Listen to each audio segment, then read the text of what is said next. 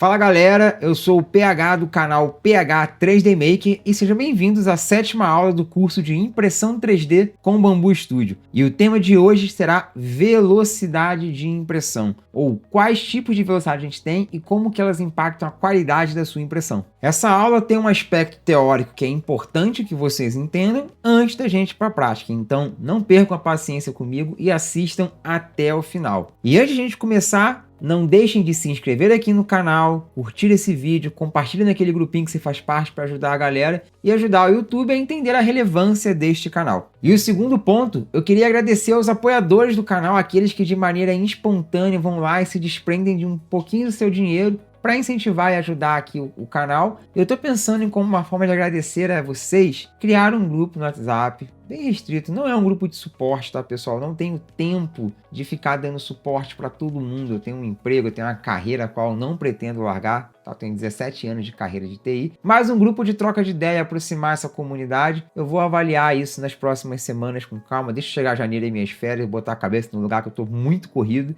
e a gente volta a falar disso, mas por enquanto registro aqui o meu obrigado a vocês. E sem mais delongas, bora para a aula. Primeira coisa que vocês precisam entender é quais são os tipos de velocidade que a gente tem no nosso fatiador. E não é tudo a mesma coisa, pessoal. Existe a velocidade de impressão, que é essa que fica aqui localizada em velocidade da camada inicial, velocidade de outras camadas, e elas sempre são medidas em milímetros por segundo. Existe a velocidade de deslocamento ou velocidade de viagem, e existe a aceleração, e elas têm papéis e importâncias diferentes. Vamos começar aqui entendendo a velocidade das camadas. Vou fatiar essa peça, tá? Vou vir aqui na nossa aba de preview e botar tipo de linha. Aqui nós temos essas diferentes cores e elas estão associadas a um tipo de linha que está sendo impressa. Então, começando pela mais importante no que diz respeito a acabamento, essa linha laranja aqui fora, ó, se você olhar, é o parede externa. Ela tem essa velocidade aqui também, que o padrão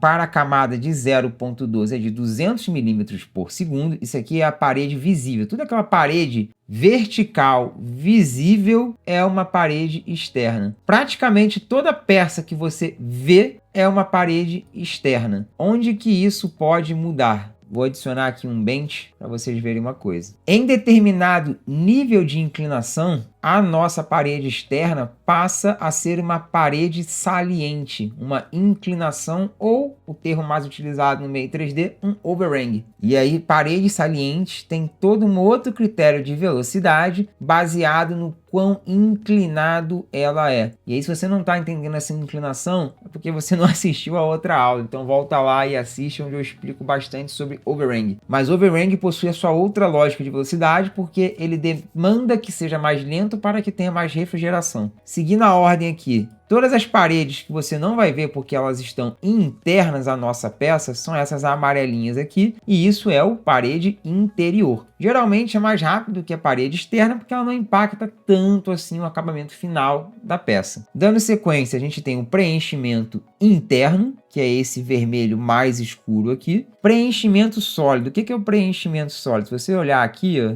ele é antes de começar a colocar o enfio, mas está entre as paredes inferiores e superiores. É essa linha roxa. Esse aqui é o nosso preenchimento sólido interno. Essas são as principais velocidades que você precisa conhecer da sua peça para que você possa depois ajustar e entender como que você lida com elas, como que você obtém melhor qualidade com elas. Se você assistiu a aula de calibração, você sabe que assim, na largada, o filamento possui uma velocidade máxima de impressão, que é determinada pelo nosso teste de velocidade máxima volumétrica. Mas aquela velocidade, você exigir o máximo do filamento, não vai te dar a melhor qualidade de acabamento, porque o acabamento demanda uma velocidade mais controlada. E como que eu tento começar a descobrir essa velocidade controlada do nosso filamento? Voltando aqui para o fatiador, vou apagar esses dois objetos, vou vir aqui no menu Calibração, mais VFA, Vertical Fine Artifact. Isso aqui basicamente é um teste que vai aplicar diversas velocidades. Então a gente consegue vir aqui, ó, no Preview, velocidade. Perceba que a cada pontinho desse na lateral, ele vai subir em 10 milímetros a nossa velocidade. A mais lenta vai ser aqui o 25, que é da primeira camada. E depois ele vai vir com 40, 50,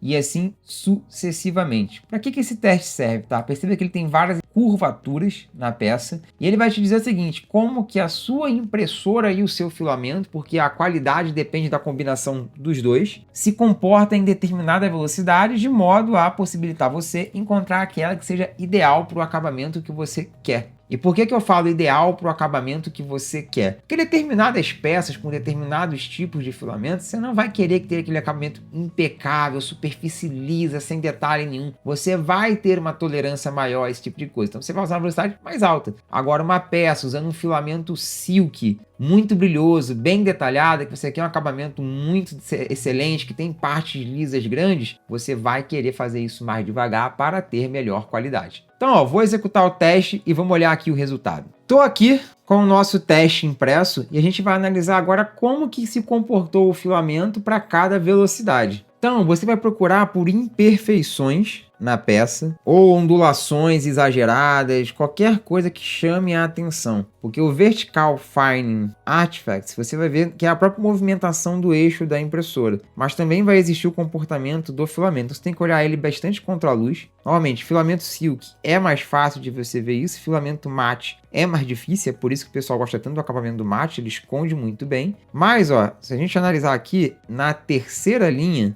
ou seja, ó, 40, 50, 60. Com 60 milímetros por segundo, cara, ele introduziu um defeito muito louco aqui na peça. Você vê que não foi por acaso, a linha certinha, tá? Mais de 70, 80 e 90, a impressão ficou excelente. Do 100 para cima, você já começa a ver o VFA. Então, ó, 40, 50, 60, 70, 80, 90, 100. Até aqui, ó, começou o VFA. No 200... 190, ele inclusive deu um efeito de escama de peixe, que a gente chama, que ele deixou de ser essas linhas verticais e ficou tudo meio embaralhado. Então, o teste VFA, ele é um excelente indicador para você entender como se comporta aquele filamento em determinada velocidade para determinadas geometrias. Por exemplo, esse defeito que eu apontei no 60, ele só aconteceu próximo à inclinação mais fechada, que é o de 30. Então, em determinadas peças, você pode fazer até mais devagar também, não vai ter esse problema, depende da geometria. E por que você iria querer fazer mais devagar? Lembrem lá da aula de qualidade, o filamento silk, ele brilha mais quando você faz mais devagar, mais quente, menos ventilação. Então é importante você conhecer o material. Então agora, ó, antes de fazer qualquer modificação, vamos imprimir um cubo de teste para a gente ver o comportamento do filamento na configuração padrão. Voltando aqui para o fatiador, ó, tô com PLA Silk, eu nem sequer calibrei, tá? Eu tô usando o filamento da Esan, que é lindo o Silk, mas não tá calibrado para P1S. Botão direito, adicionar primitivo, Bambu Cube. Ele é um cubo de calibração, que eu não vou entrar muito no detalhe dele aqui agora, mas basicamente ele tem diversos desafios de impressão. Você consegue perceber o acabamento geral do filamento, como ele se comporta em curvas de 90 graus, como ele vai se comportar nesses detalhes aqui, bridging e etc. Vamos ver como vai ficar ele sem nenhuma calibração e nenhum ajuste de velocidade. Estou aqui com o cubo, tá? O que é importante vocês repararem nele? Perceba aqui, ó, virei ele para a luz. Olha quanto VFA a gente tem nesse cubo, e não só isso, tá? Um outro detalhe que é muito importante vocês entenderem mais para frente no curso. Se você olhar aqui, ó, depois do Y, neste ponto aqui, você tem um ghosting também, tá? Ou seja, além dessas linhas verticais, você tem como se fosse uma sombra do formato do Y. Se a gente olhar aqui, provavelmente vai ter isso, ó, igualzinho no X, tá vendo? De um lado você tem as linhas verticais, do outro você tem como se fosse uma sombra, um rastro do seu X. E agora eu vou aplicar os ajustes de velocidade baseado no meu teste de VFA. Como que eu vou fazer isso? Aqui na aba de velocidade, eu vou colocar a parede externa em 70. O parede interna, ela vai, se você estiver muito rápido, ela vai acabar afetando a parede externa também. Então, de modo geral, eu reduzo os dois juntos. Geralmente esse cara aqui é 50% maior do que esse. A gente pode botar aqui 150, sem muito problema. Preenchimento interno também vou reduzir os dois, porque se você tiver muita velocidade no interior, essas imperfeições acabam passando para fora. Não é tão... Aqui impacta menos, tá? Poderia até não reduzir, mas eu gosto. Aqui impacta mais, aqui impacta muito. De modo geral, é isso no que diz respeito aqui à velocidade. Como que vai ficar essa peça? Vamos ver. Aqui eu tô com a peça original e aqui a peça modificada. Peça original, peça modificada. Percebam como reduziu drasticamente a quantidade de VFA nessa peça. A gente ainda tem algumas marcações, tá? E aqui você pode voltar lá para a aula de qualidade e reduzir e trocar a ordem das paredes, vai ajudar bastante também. Mas já, ó, comparado com este cara aqui, olha como reduziu bastante. O que a gente ainda tem aqui em determinado grau? O ghosting, que eu vou falar dele daqui a pouco, que é esse rastro que fica depois da impressão do Y. Vamos entender por que o ghosting acontece. Cada curva dessa que você está vendo, você vai ter uma aceleração e desaceleração. Como assim? Ó, chegou nesse canto, ele precisa fazer a curva. Ele vai desacelerar o bico para iniciar a curva e depois que ele fizer, ele vai acelerar. A velocidade zero, depois acelera por 70 de novo e continua. Por que a gente não vê o defeito antes? Porque aqui a parede é totalmente reta, então a parede reta ela não vai conseguir introduzir um ghosting tão visível quanto aquele Y. Mas se você olhar direitinho, vai ter. O problema maior acontece, ó, depois desta aceleração aqui. Por quê? Porque como a parede ela vai alterando aqui para seguir a forma do Y, ele vai introduzindo esse defeitozinho, acompanhando certinho e dá aquele efeito de rastro. Ou seja, é o acelerar e desacelerar muito forte que vai introduzindo esses defeitos. Então, onde está o nosso problema? O que a gente precisa mudar para acertar isso daqui? Justamente as configurações que ficam aqui na aba de aceleração. E eu vou deixar o próprio Bambu Studio dar a primeira dica para vocês. Se a gente vem aqui e sair de 0.2 Standard para 0.16 High Quality, ele já vai reduzir aqui a aceleração da impressão normal para 4.000. Ou seja, ele já dá uma reduzida aqui nessa aceleração.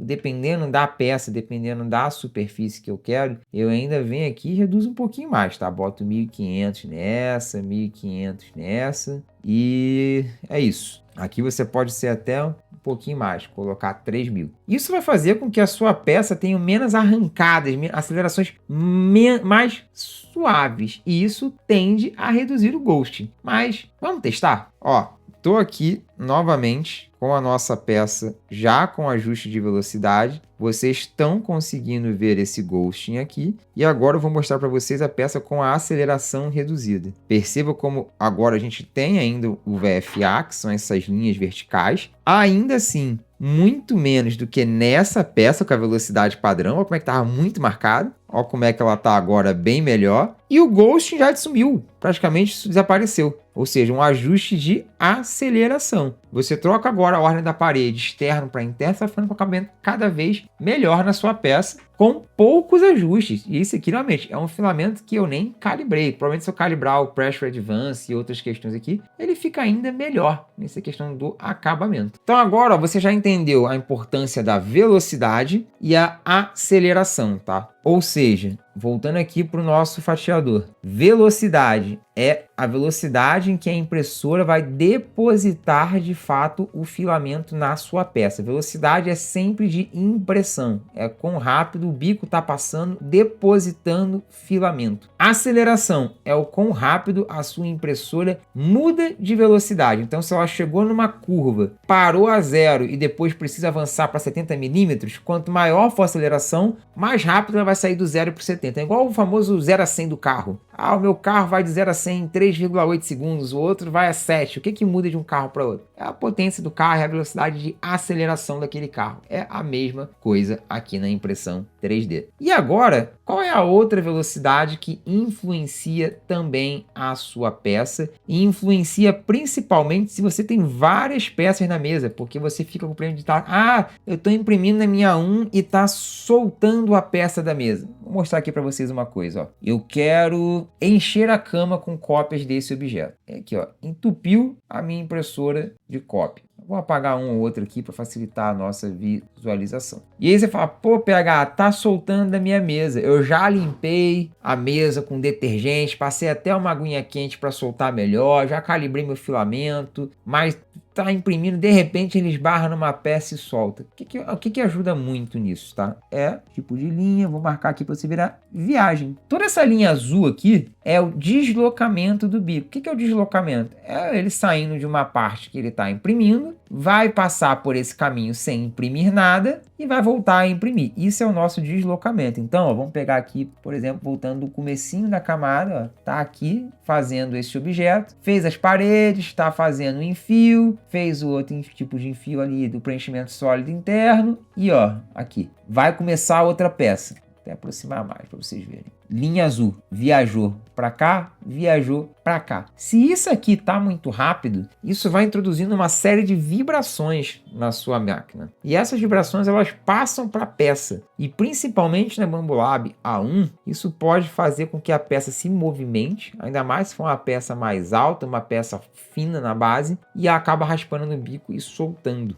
Então, o travel muito alto, ele vai te gerar dois problemas. Artefatos podem surgir por vibração mecânica na sua impressora. Experimenta, pega bota ela com travel no máximo, depois bota ela com travel de 200 e veja como a impressora vai imprimir mais suave, a mesa vai balançar menos. Por mais que ela faça a compensação de vibração, isso acaba passando para a peça. A impressora ela é muito boa em absorver isso, mas ainda assim, dependendo da peça, de quantas peças está fazendo ao mesmo tempo, isso pode acabar passando. Então, reduzir a velocidade de travel vai ajudar a ter uma qualidade melhor e vai aumentar a segurança da sua impressão. E vamos olhar aqui, ó, 1 dia, 7 horas e 57 minutos. Se eu mudar esse travel para 300, que eu já acho muito razoável, e mandar fatiar novamente, ele aumentou em 3, 4 minutos o nosso tempo de impressão, sendo que ela ficou muito mais segura. Galera, essa foi uma dica que eu recebi do Yuri, tá? Trabalha lá na Twilá, inclusive, tá no Bambolab Experience, logo quando eu tava começando na impressão 3D. E ela, assim, foi game changer para eu fazer essas paradas de mesa cheia. Eu não tenho mais problema de peça soltando, praticamente. Por quê? Porque a gente tenta correr demais e acaba tendo resultados ruins ou problema. E se você vai economizar, às vezes, cara, 10, 15 minutos, e olha que esses ajustes nem impactam tanto, mas você quer economizar 20 minutos que seja, mas você perde uma peça nesse meio tempo, esses 20 minutos virou lixo. Então, reduz um pouquinho essa velocidade, vai com calma, vai com segurança, que você quer fazer mais rápido e correr risco, você quer fazer com melhor qualidade, com menos risco. Eu escolho a melhor qualidade e menos risco. E com isso a gente chega ao final da aula sobre velocidade.